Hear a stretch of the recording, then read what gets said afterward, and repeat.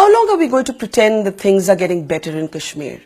How long before we admit that Kashmir has slipped into an irretrievable, deep, dark abyss? 2 young men were executed this week and then their videos were uploaded on social media. One's throat was slit and another was shot as he crouched in near darkness. How much more will it take for us to be jolted out of our collective denial? But instead of paying attention to this looming crisis, politicians from all parties played their own little games. New Delhi abruptly and unfairly dissolved the State Assembly as soon as Omar Abdullah and Mehbooba Mufti said they were going to join hands. Now, fresh elections are inevitable in a state that may not be ready for them. And instead of hope for a future, Kashmir has been dragged back to a haunted past. Here are 10 inconvenient truths about Kashmir. There is no Modi doctrine for Kashmir. Apart from a failed experiment at forming a government with Mehbooba Mufti's PDP, Kashmir has not even been a priority for this government and in fact will count as one of its top policy failures. In fact, the last time we had a consistent Kashmir policy was during the Vajpayee years. And all of Vajpayee's gains are steadily being undone. The Modi government is playing with fire in Kashmir. For the BJP to tarnish the valley's major mainstream parties as pro-Pakistan just because they have agreed to collaborate weakens democracy and undermines India. For a party that aggressively tom-toms its nationalism, how can accusing your fellow citizens of treason be acceptable? Were Omar Abdullah and Mehbooba Mufti not pro-Pakistan when they were your allies?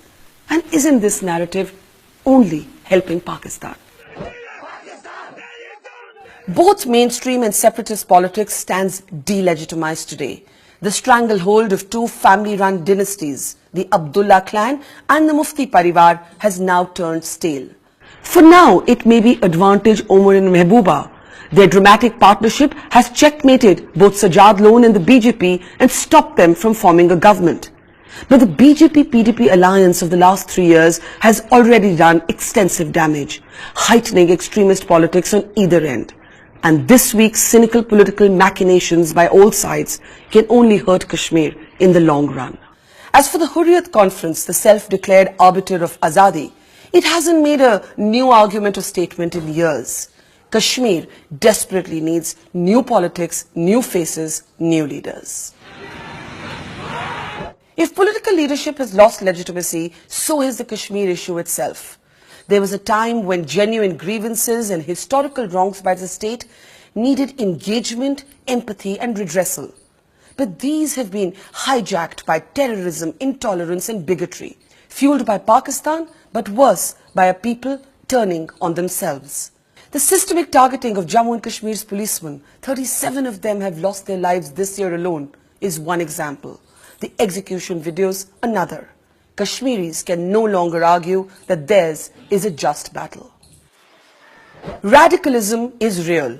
It's not a conspiracy to defame the valley. Before he was eliminated, Burhan Wani's videos called for a caliphate. And so has Zakir Musa, who is still alive and whose mission is to establish an Islamic state.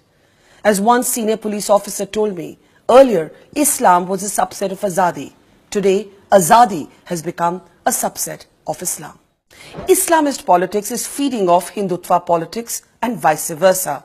When 2 Kashmiri truck drivers are attacked with petrol bombs over fake beef rumors, or Muslim cattle traders are lynched elsewhere in the country, or temple politics and name-changing games dominate the headlines, all this only strengthens the hands of extremist Muslim groups in the Kashmir Valley and plays to their strategy of radicalism. Hardline Hindutva helps Islamists, and the other way around too. Yes, they are right-wing trolls. You heard that right. Education is no antidote to militancy or terrorism. The Prime Minister says he'd like to see laptops, not stones, in the hands of young Kashmiris. But here's the hard truth. These laptops will make little difference. An estimated 164 local militants have joined terror groups this year. Many of them urban and highly educated, defining a generation of rage. Manan Wani was a PhD scholar, Newton a school topper, and Zakir Musa an engineer who studied in Chandigarh. Degrees do not matter. Voter turnout is not a measurement of normalcy. Yes, voting is often a statement of courage against terror threats, but many Kashmiris vote more for daily administrative needs than for a resolution of the 29-year-old insurgency. For us to embrace poll numbers is short-sighted, because then when the numbers plummet, as they did to an abysmal 7% in the Srinagar by-poll of 2017, the joke ends up being on us. Television news is a serious enemy of Kashmir. Hashtag warriors and their hyper-nationalism, their lazy and dangerous slotting of people into nationalist and anti-national, their vilification and slander of ordinary Kashmiris everywhere has only hardened positions in the valley. Actually, the irony is that these self-appointed TV patriots are hurting the Indian soldier. If anyone is anti-national, it's them. Their constant othering of Kashmir prevents any progress, any forward movement. And the longer Kashmir simmers, it is the Indian soldier who suffers. In this age of polarization, the Kashmiri right wing and the Hindutva right wing are turning into mirror images of the other. Neither can tolerate a different point of view, and both attack and abuse if you disagree with them. Irony much. And finally, the old cliches about Kashmir are now really worn out. Can you bear to hear one more national leader say the word Kashmiriyat, or one more valley politician lecture us on autonomy, or one more tired speech on winning hearts and minds? These are words uttered robotically on autopilot. Kashmir needs a new language, and above all, it needs new authors. And oh yes, also a fax machine that actually works. See you next week for more News Ka Juice.